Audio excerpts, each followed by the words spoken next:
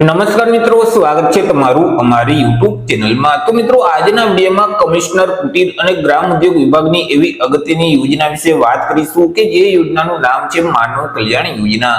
હવે આ જે માનવ કલ્યાણ યોજના છે તે યોજના અંતર્ગત અલગ અલગ પ્રકારના વ્યવસાયો શરૂ કરવા માટે સાધનોની ટૂલકીટ છે તે વિનામૂલ્યે આપવામાં આવે છે।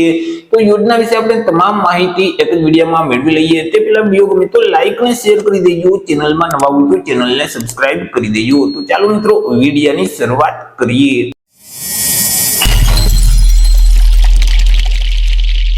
તો સૌથી પહેલા મિત્રો આપણે વાત કરી લેશું આજે માનવ કલ્યાણ યોજના છે તે યોજનાનો મુખ્ય હેતુ શું છે। તો કે મિત્રો, રાજ્યમાં રહેતા જે ગરીબ અને મધ્યમ વર્ગના જે વ્યક્તિઓ છે કે જેઓ પોતે પોતાનો વ્યવસાય શરૂ કરી અને પોતે પગભર થઈ શકે, પોતે રોજગારી મેળવી શકે, તે હેતુથી ગુજરાત સરકારનું જે કમિશનર કુટીર અને ગ્રામ ઉદ્યોગ વિભાગ આવેલું છે તો તેના દ્વારા માનવ કલ્યાણ યોજના અમલમાં મૂકવામાં આવેલી છે કે જે યોજના અંતર્ગત અલગ અલગ પ્રકારના વ્યવસાયો શરૂ કરવા માટે જે સાધનોની જરૂરિયાત પડતી હોય છે તેમની ટૂલકીટ વિનામૂલ્યે આપવામાં આવે છે।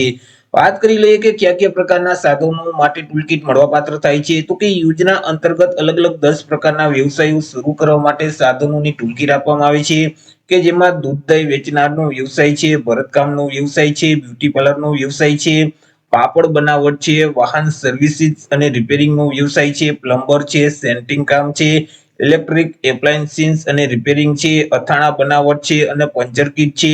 તો આવા અલગ અલગ 10 પ્રકારના વ્યવસાયો શરૂ કરવા માટે જે સાધનોની જરૂરિયાત પડતી હોય છે તે સાધનોની ટૂલકીટ યોજના અંતર્ગત વિનામૂલ્યે આપવામાં આવે છે।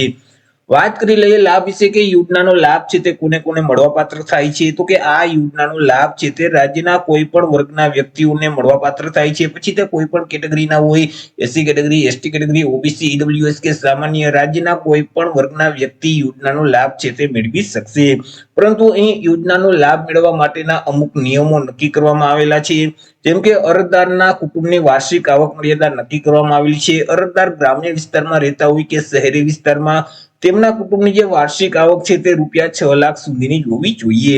જો ₹6 લાખ કરતા વધારે વાર્ષિક આવક હશે તો ત્યારે આ યોજનાનો લાભ છે તે મેળવી શકાતો નથી। તે સિવાય અરજદારની ઉંમર પણ નક્કી કરવામાં આવેલી છે। અરજદારની ઉંમર ઓછામાં ઓછી 18 વર્ષ અને વધુમાં વધુ 60 વર્ષની હોવી જોઈએ। જો અરજદારની ઉંમર 18 વર્ષ કરતા ઓછી હશે અથવા તો 60 વર્ષ કરતા ઉંમર વધી જતી હશે તો પણ આ યોજનાનો લાભ મેળવી શકાતો નથી। મિત્રો, અહીં તમે ફોર્મ ભરશો એટલે તમારું ફોર્મ છે તે તમારા જિલ્લામાં આવેલ ઉદ્યોગ કેન્દ્ર છે ત્યાં ચકાસણી માટે જશે અને તમે યોજનાની તમામ શરતો પરિપૂર્ણ કરતા હશો તો તમારા ફોર્મને મંજૂર કરી દેવામાં આવશે। હવે જેટલા ફોર્મ મંજૂર થયેલ હશે તેમનો એક ઓનલાઈન ડ્રો કરવામાં આવશે। હવે જે ઓનલાઈન ડ્રો થશે તેમાં જો તમારું નામ આવશે તો તમને QR કોડ એટલે કે એક ઈ વાઉચર છે તે આપવામાં આવશે। તે QR કોડ લઈ અને જે તે સરકાર માન્ય ડીલર છે તેમની પાસે તમારે જવાનું રહેશે, ત્યાં તમારે QR કોડ આપવાનું રહેશે જેથી કરી તે ડીલર QR કોડને સ્કેન કર્યા પછી તમને મિત્રો સાધનોની ટૂલકીટ છે તે વિનામૂલ્યે આપી દેશે। આવી રીતે મિત્રો તમે વિનામૂલ્યે સાધનોની ટૂલકીટ છે તે મેળવી શકો છો। યોજનાનો લાભ મેળવવા માટે તમારે અરજી કઈ જગ્યાએ કરવાની રહેશે? તો કે યોજનાનો લાભ મેળવવા માટે તમારે ઓનલાઈન અરજી ફોર્મ ભરવાનું હોય છે। ઓનલાઈન અરજી ફોર્મ જે ઈ કુટીરનું પોર્ટલ છે એટલે કે ekutir.gujarat.gov.in નામની જે વેબસાઇટ છે તે વેબસાઇટ ઉપર જઈ તમારે ઓનલાઈન અરજી કરવાની રહેશે। દર વર્ષે મિત્રો એપ્રિલ મહિનામાં અરજી ફોર્મ શરૂ કરી દેવામાં આવે છે। 1 મહિના સુધી અરજી ફોર્મ શરૂ હોય છે।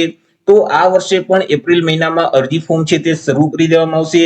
જ્યારે અરજી ફોર્મ શરૂ થશે એટલે આપણે અલગથી વિડીયો અપલોડ કરી દેશું, પરંતુ ત્યાં સુધીમાં તમારે કયા કયા ડોક્યુમેન્ટ એકઠા કરી રાખવાના રહેશે તેના વિશે આપણે વાત કરી લઈએ। તો કે અહીં અરજદારના આધાર કાર્ડની જરૂર પડશે, રેશન કાર્ડ છે તેમની જરૂર પડશે, ઈ શ્રમ કાર્ડની જરૂર પડશે। જે લોકો પાસે હજી સુધી ઈ શ્રમ કાર્ડ ન હોય તો મિત્રો તમે નવું ઈ શ્રમ કાર્ડ કઢવી લેશો, કારણ કે મિત્રો ઈ શ્રમ કાર્ડ છે તે ફરજિયાત જોશે। ત્યાર પછી ઉંમરના પુરાવા તરીકે કોઈ પણ એક ડોક્યુમેન્ટ આપવાનું રહેશે, જેમ કે જન્મ તારીખનો દાખલો છે અથવા તો એલસી એટલે કે શાળા છોડ્યાનું પ્રમાણપત્ર છે। તે બેમાંથી કોઈ પણ એક પુરાવો છે તે ઉંમરના પુરાવા તરીકે આપવાનો રહેશે। આવકના દાખલાની જરૂર પડશે, ત્યાર પછી જાતિના દાખલાની જરૂર પડશે। જો તમે અનામત વર્ગમાં આવતા હશો એટલે કે SC category, ST category, EWS કે ઓબીસી કેટેગરીમાં આવતા હશો તો તમારે જાતિનો દાખલો પણ આપવાનો રહેશે। ત્યાર પછી સ્વઘોષણા પ્રમાણપત્ર છે તે પણ તમારે આપવાનું રહેશે।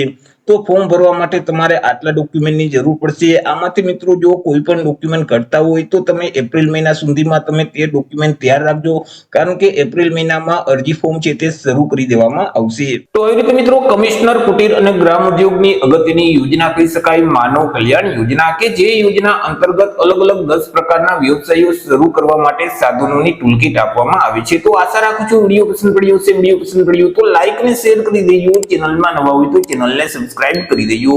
ફરી મળીશું એક નવા ટોપિક સાથે એક નવા જ વિડીયોમાં. ત્યાં સુધી જય હિન્દ, વંદે માતરમ.